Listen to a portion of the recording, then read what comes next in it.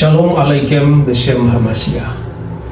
Baru-baru ini media sosial dihebohkan oleh ceramah dari Profesor Moshe Sharon dari Hebrew University yang terkenal itu, yang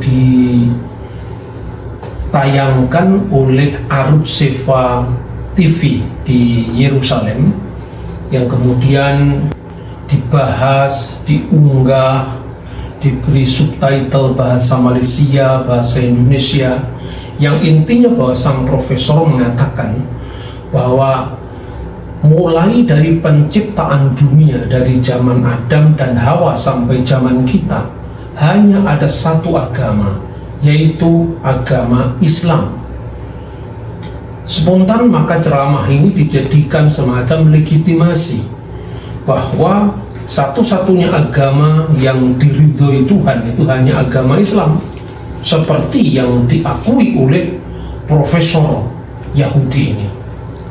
Padahal sebenarnya saudara-saudara, yang dimaksudkan oleh Profesor Moshe Sharon itu adalah dia coba mengajak pada pembacanya, tentu adalah orang Yahudi, untuk memahami bagaimana Islam melegitimasi penaklukan dalam sepanjang sejarah terhadap wilayah di Timur Tengah dan di wilayah lain dengan argumentasi teologis. Artinya, dari islamisasi sejarah menjadi legitimasi bagi islamisasi geografi atau islamisasi wilayah. Untuk lebih jelasnya, mari kita saksikan secara utuh ceramah dari Profesor Moshe Sharon berikut ini. There is a question, is the attitude of Islam to history. And in fact, what we find, the basic attitude is that all history is in fact an Islamic history. That means that all the major figures of history basically are Muslims. From Adam down to our own time. So if the Jews or the Christians are demanding something and basing it on the fact that there was a king called Solomon, or a king called David, or a prophet called Moses, or Jesus, then of course what they are doing, they're saying something which is not true, or in fact they don't know that all these figures were basically Muslim figures. They were, in fact, since the creation of the world there is only one religion, and this is the religion of Islam. So if anybody says, look, there is a place which is connected with Solomon, and that's the place where the Temple of Solomon stood, a true Muslim would tell you, yes, absolutely right. But don't forget that Solomon was a Muslim, and David was a Muslim, and Abraham was a Muslim, and Isaac was a Muslim, and Jesus was a Muslim. And this is what I mean by the Islamization of history. And you can understand that through Islamization of history, you've got Islamization of geography. Anywhere which was connected with these people, or with these prophets, which were all Muslims, becomes a Muslim territory. And therefore, when Islam was not in that area before Muhammad came to it, but it should have been there. In that area, I mean in the Middle East or other parts outside the Middle East, which are now Muslim parts. Any place like this had to be freed, not to be conquered, had to be liberated. So Islam appeared in history in the time of Muhammad, or reappeared in history from their point of view, reappeared in history as a liberator. And therefore there is no Islamic occupation. If somebody occupied anything, it would be always somebody else, not the Muslims. So there is no Islamic occupation, there is only Islamic liberation. Jadi jelas sekali saudara-saudara, bahwa yang dimaksudkan oleh Profesor Sharon itu sesungguhnya beliau sedang menjelaskan pandangan teologis Islam tentang agama dari perspektif Al-Quran, dari perspektif Islam sendiri, bahwa semua nabi-nabi itu dianggap Islam, mulai dari zaman Adam sampai Abraham, Ishak, Yakub, Musa, Yesus, semuanya adalah Islam. Nah, dengan islamisasi tokoh-tokoh ini, termasuk sejarah dari para tokoh itu, maka kalau Islam menaklukkan suatu wilayah dan pemilik wilayah itu katakanlah misalnya Yahudi yang berasal dari Musa, bahwa ini adalah wilayah kami, orang Israel, bukankah masjid ini didirikan oleh Nabi Daud, dan Nabi Daud adalah nabinya umat Islam? Bukankah Baitul Maqdis ini didirikan oleh Raja Sulaiman atau Raja Salomo, dan Raja Salomo adalah seorang Muslim? Maka dari islamisasi sejarah ini dibenarkan, dilegitimasi islamisasi wilayah. Dan itu yang terjadi dalam sepanjang sejarah Islam. Tatkala Nabi Muhammad dengan 10.000 pasukannya menduduki kota Mekah tanpa perlawanan, maka peristiwa itu disebut Fatku Makkah, pembukaan Mekah, pembebasan Mekah. Begitu juga ada seorang penulis Muslim, sejarawan Muslim yang hidup pada masa dinasti Abbasiyah, namanya adalah Yahya Al-Baladuri. Yahya Al-Baladuri itu menulis buku yang berjudul Futuh Al-Buldan, yaitu pembukaan bangsa-bangsa, pembukaan wilayah-wilayah negara lain. Itu disebut sebagai pembebasan. Maka tidak ada penjajahan Islam, yang ada adalah pembebasan Islam. Begitu kira-kira inti dari ceramah Profesor Sarun. Nah, sekarang saudara-saudara, sebetulnya ada 3 hal untuk mengurai benang kusut tentang klaim wilayah, tentang bahkan sekarang sengketa Israel Palestina, yang semuanya itu apabila diberikan legitimasi teologis maka akan menjadi kacau, akan menjadi sulit.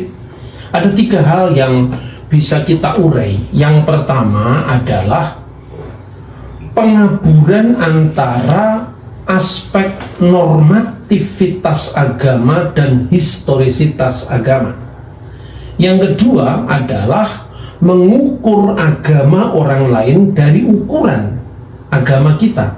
Artinya dalam hal ini mengukur teologi agama lain, keyakinan agama lain dari perspektif Islam. Dan yang ketiga, ketika kita membayangkan sesuatu yang ideal dari agama lain itu tidak cocok dengan iman kita atau agama kita, maka selanjutnya adalah ada tuduhan pemalsuan kitab-kitab suci agama-agama lain dulu. Kita akan membahas dulu yang pertama, pengaburan antara normativitas dan historisitas agama. Biasanya saudara-saudara Muslim percaya bahwa Nabi dan Rasul yang dikenal namanya dalam Al-Quran itu ada 25 Nabi, mulai dari Nabi Adam, Idris, Hud, Nuh, sampai Ibrahim, Ismail, Ishak, sampai Zakaria, Isa, dan Muhammad Sallallahu Alaihi Wasallam. Tetapi sesungguhnya tradisi Islam itu mempercayai bahwa sebenarnya ada lebih daripada sekedar 25 Nabi dan Rasul. Ada 124.000 Nabi yang tidak disebutkan namanya, dan ada 313 Rasul yang tidak disebutkan namanya. Dengan demikian, apabila di Al-Quran tidak ada nama Nabi Yesaya, Nabi Yeremia, Nabi Daniel, maka itu Nabi Islam juga. Makanya di Alexandria, Mesir ada Masjid Nabi Daniel. Dalam tafsir-tafsir Al-Quran mulai dari At-Tabari, Ibnu Katsir, ada nama-nama, misalnya nama Nabi Yesaya, Nabi Yeremia, Nabi Yehezkiel, yang itu sesungguhnya riwayat-riwayat Yahudi Kristen yang kemudian diislamisasikan. Bahkan tidak hanya itu, nabi-nabi, kalau bisa disebut nabi sebetulnya, tapi tokoh-tokoh agama di luar tradisi agama Semitik Yahudi, Kristen, dan Islam maksud saya, itu dianggap nabi pula. Misalnya tafsir Al-Qasimi menyebut bahwa sesungguhnya Siddhartha Gautama itu tidak lain adalah Nabi Zulkifli. Maka itu disebutkan dalam surat Al-Anbiya ayat 85, wa Ismaila wa Idrisa wa Zalkifli kulu minas sabirin, dan Ismail dan Idris dan Zulkifli yang semuanya termasuk orang yang sabar. Nah, kemudian dalam konteks seperti ini saya kira tidak cukup kita hanya mendasarkan pada tafsir agama kita, baik yang Islam dengan tafsir Al-Quran, yang Kristen dengan tafsir Injil. Tidak bisa. Karena apa? Wahyu itu berlaku bagi yang mempercayai, dan tidak bisa kita jadikan ukuran untuk sejarah dunia yang jelas menganut agama yang berbeda dengan kita. Misalnya, tatkala seorang mengidentifikasi Ibrahim itu seorang muslim, tidak cukup kita hanya membaca ayat Al-Quran. Misalnya di dalam surat Al-Baqarah ayat 131, dan berfirmanlah kepadanya Tuhannya, aslim, Islamlah, taatlah. Qala, kata Ibrahim, aslamtu lirabbil alamin, saya telah Islam, saya telah berislam, saya telah berserah diri kepada Tuhan seluruh sekalian alam. Apakah ini bukti bahwa Ibrahim adalah seorang muslim? Nanti dulu. Bahwa Ibrahim seorang yang taat kepada Tuhan, sebagaimana banyak tokoh-tokoh agama memberikan keteladanan, ketaatan, itu ya, itu betul. Tetapi bukan berarti kalau ada orang yang taat sejalan dengan istilah Arab aslam, ya, yuslimu, Islaman, tidak berarti agamanya Islam. Tidak cukup hanya studi bahasa, apalagi itu dikaitkan dengan kitab agama tertentu. Sebab misalnya begini ya, di Jawa Tengah itu ada seorang tokoh aliran kepercayaan namanya Raden Ngabei Sukino Hartono. Kira-kira tahun 1930-an mendirikan paguyuban aliran kepercayaan namanya Paguyuban Sumarah. What is the meaning of Sumarah? Apakah arti Sumarah itu di dalam bahasa Jawa? Sumarah itu artinya submission to will of God, berserah diri kepada kehendak Tuhan. Ya persis sama dengan kata Islam, kata aslam, yang kemudian orang yang taat namanya muslimin, muslimat, agama yang mengajarkan ketundukan, ketaatan kepada Allah Subhanahu wa ta'ala disebut al-Islam. Tapi masalahnya, kalau Ibrahim taat, Ibrahim disebut secara par excellence agamanya Islam. Berarti Ibrahim yang taat di dalam bahasa Jawa, Ibrahim Sumarah mringkersaning Gusti Allah. Dia taat kepada kehendak dari Tuhan. Kalau Yesus taat, berarti Yesus Sumarah mringkersaning Gusti Allah. Tidak berarti hidupnya Yesus di abad pertama menganut paguyuban Sumarah 1930-an.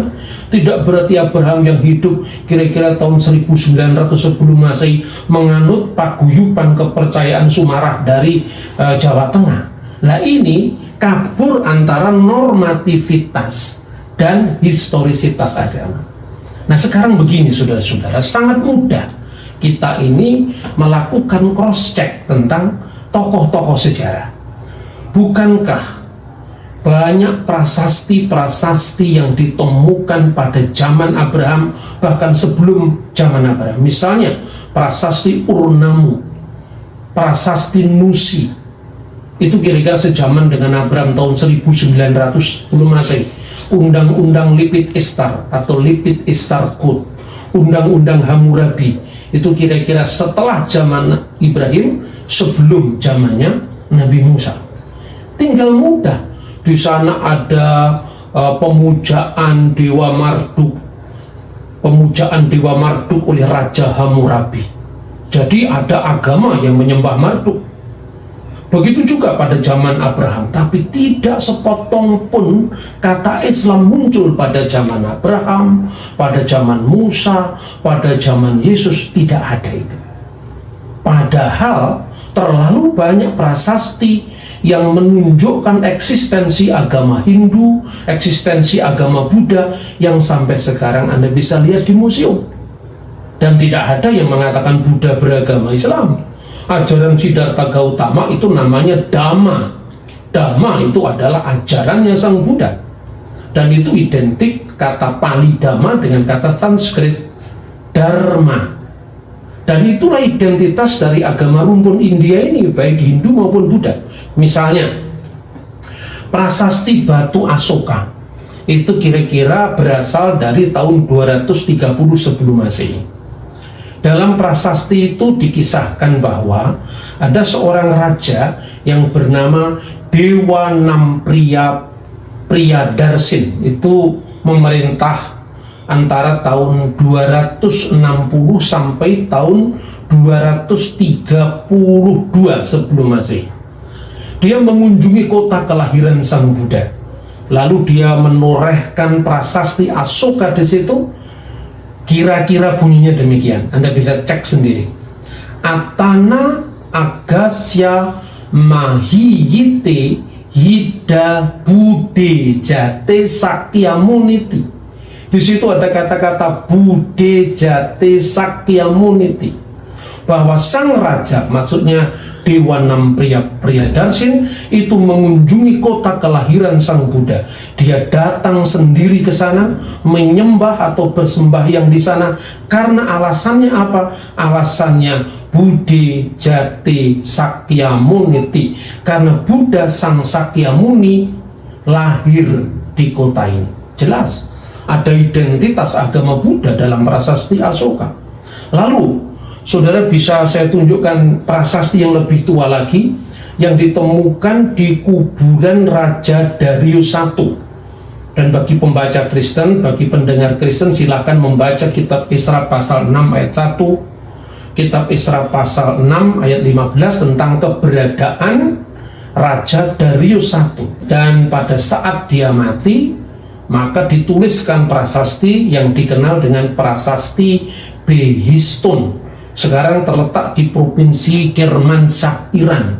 Nah, dalam prasasti kuburan Raja Darius itu memerintah antara tahun 550 sebelum Masehi sampai 486